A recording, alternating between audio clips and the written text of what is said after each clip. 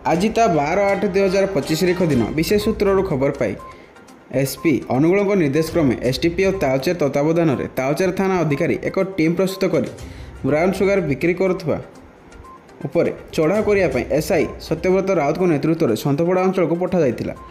SI Satyabrata Raut नेतृत्व में सफलपूर्वक चढ़ाऊ कर सन्तपड़ा बसस्टाण्ड पाखर जड़े महिला और जड़े पुरुष को काबू कर पाखर 10.32 ग्राम ब्राउन सुगार जबत करने सहित से नगद 27,060 टंका जबत कर सक्षम होइछि।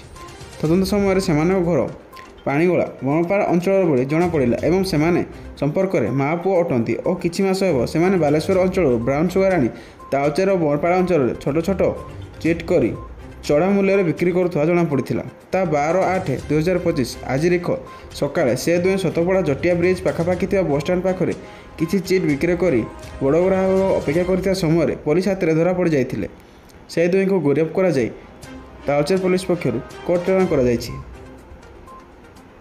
जबत सामग्री 10.32 ग्राम ब्राउन सुगार जार आनुमानिक मूल्य 1,32,000 टंका हेब नगद 27,060 टंका जबत। रेडिंग टीम रे SI Satyabrata Rout ASI Rabindranath Mahanand ASI Laxmi Gananayak आविलदार Bimal Gachhayat constable Amarendra Nayak constable Krushnachandra Behera constable Dilip Kumar Prani सामिल थे।